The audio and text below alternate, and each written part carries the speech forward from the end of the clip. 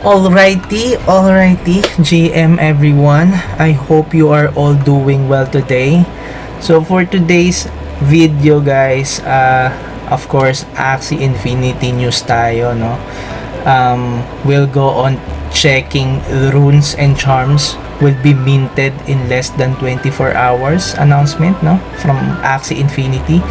Then another one is regarding Axi Contributors for Season 0. So, let's check ano ba tong announcement ito. What is an Axi Contributor?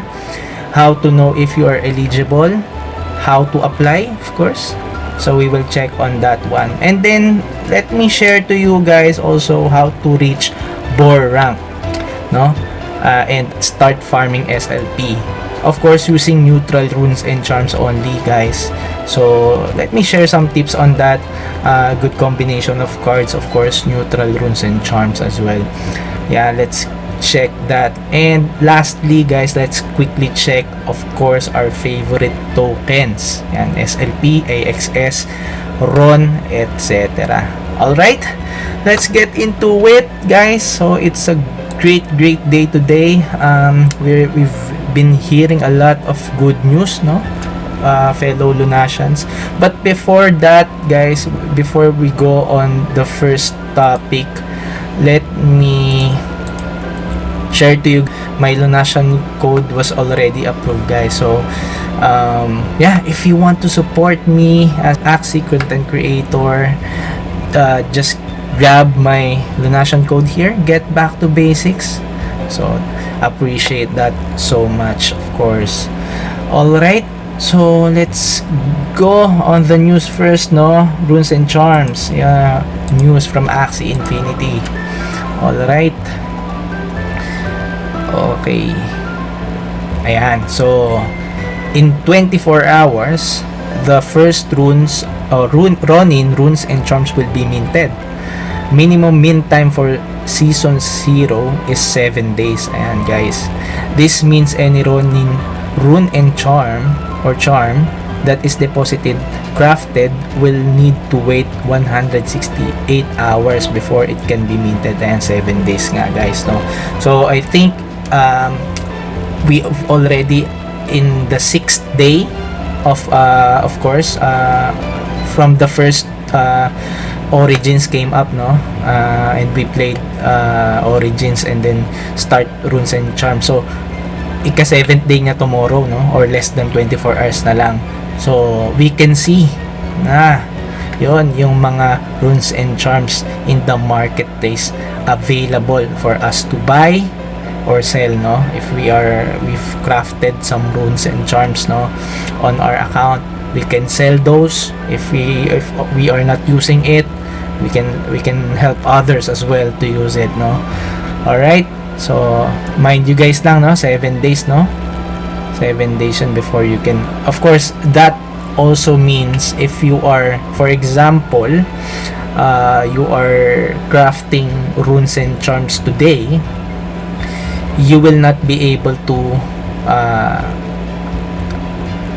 what do you call this, pull out from your account, or mint, in short, no, and sell it. So you have to wait another 7 days for that. So yun, just take note of that rules lang, no, natin dito sa pagmimint ng runes and charms. And what else? Yeah, so I think that's the main announcement for this runes and charms, no? And ano pa ba? Announcement on Axi Contributors for Season 0. So let's check about that news. Ayan, so Philip La also tweeted about that reminder, no? Ayan, approach regarding runes and charms. Ayan, so ito yung community contribution is the lifeblood of the Axie Infinity ecosystem. Today, thousands of community members are putting their energy into making a welcoming, inviting, content-rich place for people worldwide. Anyway, let's go on to the thread, no? Okay, we believe that all contributors of Axie Infinity need to be recognized, valued, and provided with opportunities to shape the future of our digital nation. We appreciate you all so much. Ayan. So we are excited to get started immediately with an initial test phase of contributor recognition by rewarding a role credential to all nominated contributors, no? Ayan. Please fill out the Axi Contributor Application form to learn more about the role and begin the next step in building this digital nation together. Stay tuned for Q&A opportunities. Ayan. So let's go on here quickly, no?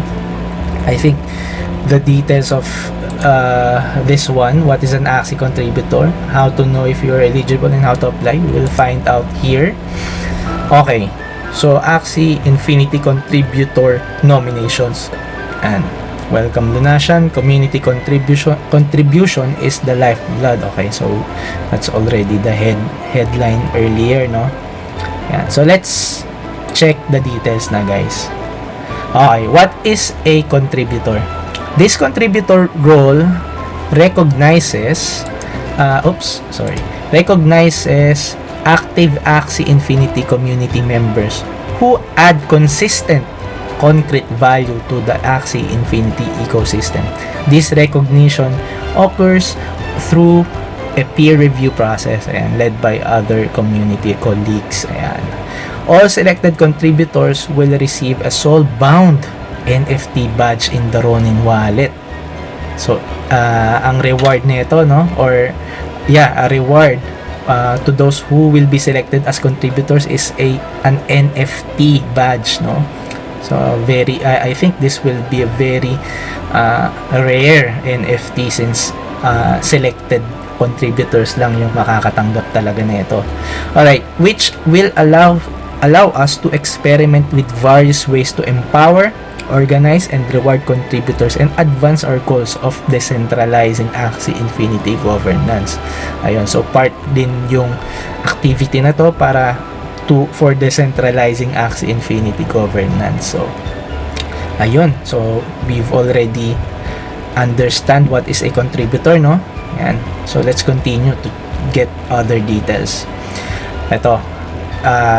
This will answer how to qualify, no? Or if you are eligible. Ayan. How does one qualify for contributor role? Various members of the community have established an initial iteration of contributor criteria, and any Axie Infinity community member who fulfills this general criteria below are eligible for the Season 0 contributor role.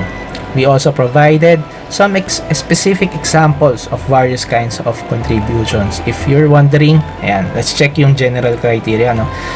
Embodies the values described in the Axie Code of Conduct. Ayan, so if you are abiding the Axie Code Conduct, so check ka na rito, no? Has been an active participant in the Axie ecosystem for greater than 6 months, no? So I think here in this second bullet, it's not necessarily that you started, for me, you started just, for example, myself, I started doing focused on Axie content less than a month ago, no? So I think what this mean is you are already engaging, no, actively in the ecosystem of Axie. So meaning you are probably a manager, you have scholars, or you're playing Axie Infinity and sharing it in the community. I think that's also for the past 6 months you are already eligible for this part, no? So I think that's what this means, no? The second bullet. All right, let's go on to the third one. Has a demonstrated history of contribution, no, to Axie Infinity either in a specific domain. Ayan. Ito, 3 categories such as content, education, tooling below, or across the ecosystem. Ayan.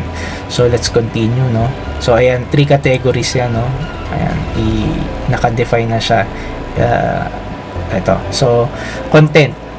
A demonstrated history of creating Axie-specific content, including entertainment and artistic content, and sharing content on various platforms as well as throughout the community. Ayan. So, ito, I think Ayan, so if you are doing some Axie specific content, no, for example, you are sharing, for myself, I think I will be part of this, no, if ever, since I'm providing, for example, this kind of content, news, and what Axie updates, current Axie updates, and of course, some of the helpful contents, no, with the community. All right, so the second one, education. I demonstrated history of educating the Axie community on a number of subjects, from gameplay to onboarding, and through a variety of means, no, from one-on-one coaching to YouTube videos and Twitter threads. So ayan, if you are also a YouTuber, sharing contents about, you know, guide, for example, is guide about the gameplay, what do you call this, providing, you know, tips on how Axie should be played, or many stuff, no, that is, I think, helpful for the community. I think that's also will fall under education, no? So I think it's very related to each other. Ayan. So the third one is tooling. A demonstrated history of creating tools for the Axie community and providing technological know-how. Ayan. Tools could be the Discord bots, breeding calculators, dashboard, scholarship payment, or management tools, etc. So ito very different to from these two, no, kasi ito you already providing, no, yung technological know-how, meaning you've created some application or app related to, for example, helping the community to know their, or getting their tracking their assets, for example. Ayan, Discord bots, breeding calculators, yan, ayan, yung mga computation, how to breed correctly, no, or, you know, yung combinations of breeding parts, no, so of Axie. So ayan, including dashboard, and another one is a way for payment of scholarship, no, and management tools, like yung sinabi ko ngayon, parang tracker of your assets, no. So ayan, papasok ka sa tooling. But ito, these examples are by no means exhaustive. Please don't feel constrained by them. So ayan, so may ano sila rito, disclaimer, no. Don't hesitate, no. It's not very this categories that they've shown here, they are not really like what do you call this, concrete, no, concrete basis, no. So if you think you are eligible by in some extent only, no, feel free to still join. I think that's what they mean about this one. Hindi ibig sabihin na you have to really cover it all. I mean, from each category or from a specific category. Does that mean na you're not eligible? I think that's not the case here, no. So if you feel that you are, you know, somewhat falling into one of these categories, guys, we can join the Axi Contributor. So I think that's it, no. We look forward to welcoming all season 0 contributors, no. So guys, this is very exciting, no. At least for, of course, for the Axi content creators, no, that or contributors nga ng providing, of course, evangelizing, no, the Axi into the world. So I think this kind of what do you call this, platform or system, rewarding system that they have is such a good thing, no, for us as content creator, kasi we know we are valued, as mentioned nga dito, we are valued, acknowledged, no, recognized. So I think yun, kudos to Axie Infinity, who also formulate this kind of platform. Yan, so thank you in advance, guys. All right, so yun, so just continue it if you want to, of course, to apply. Just continue and finish the form, no, filling up this form. So yeah, and let's find out later. Hopefully we could be accepted or acknowledged here, because yeah, earlier I've already filled up this form, and yeah, I'm just hopeful that I will be also considered. All right, so I think, yeah, that's it for this announcement, no. We've already answered a lot of this question. So now let's go on to the third and last one: how to reach Boar rank and start farming SLP and only using runes or neutral runes and charms. And so I'll be providing some tips now. So let's go on my Axie Origin app, no. And first thing that we want to cover here, of course, regarding my lineup. So yeah, just wanted to show you I've already reached Boar 4, no, and I'm very optimistic that I could further on this on my rank, no. So yeah, how did I do this, no? First thing, of course, I've did a lot of combos, no. Since I had some options of with my Axies, I have, I think, at least 27 or 24 Axies on my account, no. I've tried different combinations, guys, and one thing that I found effective is, of course, first, if you are going to create a lineup, make sure you have an attacker or a beast, perhaps, no, basically. So for me, I have this beast which is on my back lane, no. So yan, and of course my front lane, since Aqua is as a higher HP, I've used this Aqua as my front lane, no. Ayan. And one thing to notice, why Aqua? Because I've with all of my Aquas in my assets, no, I've had this HP recovery. I think this is effective as well, and at the same time, the rest are of course attack, no, attack cards. And there's a damage boost here, clamshell, and this one draw card, and this one, and pampakunat, kumbaga. Ayan, no, takes 25 less damage, and I have this bubble maker, you can use for shields as well. Ayan. So I think effective siya for me as a front lane, no. And another thing, which is I think this is the most important from the rest, no, for me, is my middle mid Axie, no. Why? Because if you guys have a deck of Axies, no, a list of Axies on your account, try to find an Axie that has a taunt, no, taunt skill card, kasi I think this is very useful if in the battle, no, because of course the purpose of this is you will be able to attract all the attacks, no, that in a certain round. For example,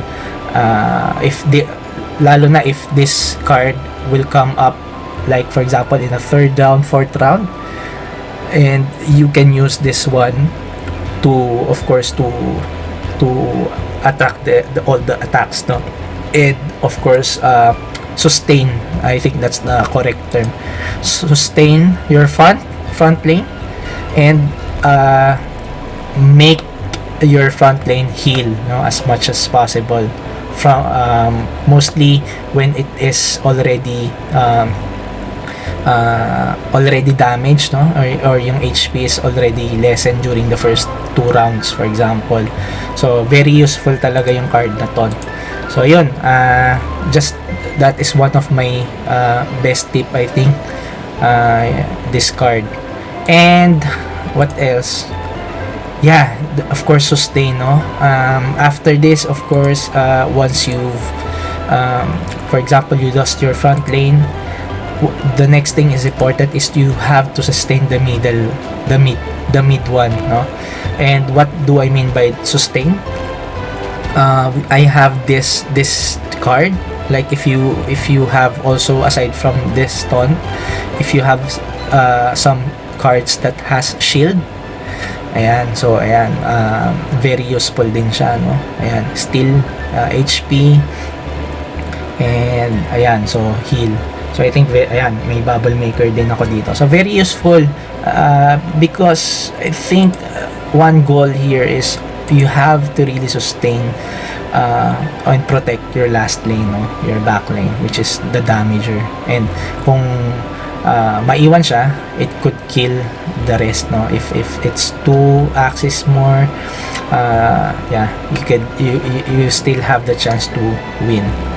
I have some battles, you know, that I still have 2 opponents, and I was able to survive if I was able to, of course, sustain this beast, no, as much as possible. Alright, so I think that's the best tip that I can provide you in terms of combination of cards and skills, no? Next thing that I'd like to share is, of course, yung neutral runes and charms, no? So just to quickly share with you the one that I'm using, no? So okay, let's just go back here in the collection. So first, the rune. So this is, as you notice, this is just a common rune. It's not a Ronin rune, no, that I crafted using SLP. I only crafted this one using moon shards, no. And yeah, so if by any chance you get this neutral runes that recovers your HP, of course that is very useful for your front lane and your middle lane, no? And the best thing that could ever happen if you have, of course, this tough strike, like the common rule that has additional damage, then that could be added from your backline. Similarly, I mean, just to show you, that's what I did here. So I had added this tough strike runes here, and this leftover potion, which is recovering HP 4% now for the mid lane, and then this front lane as well.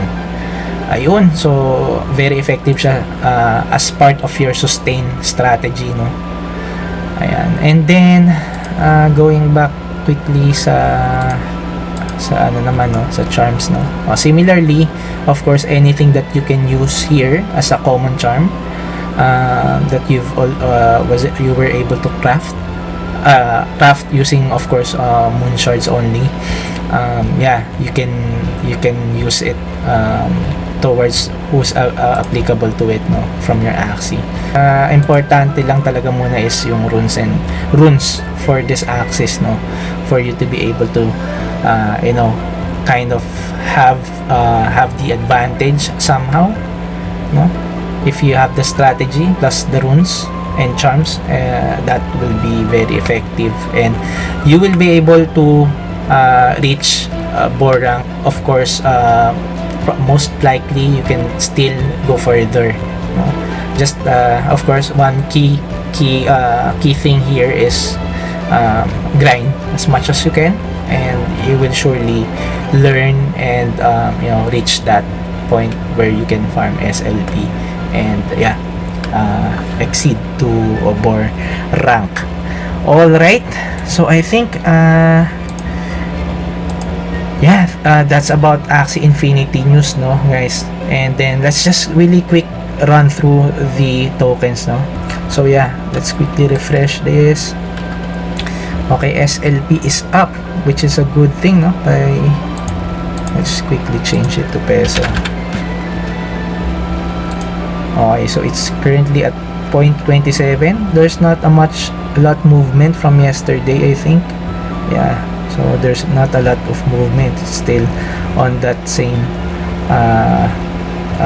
value, no? And then let's quickly check naman yung AXS, guys.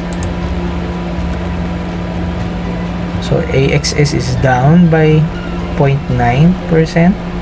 It's 951. Okay, there's not a lot of movement than yesterday.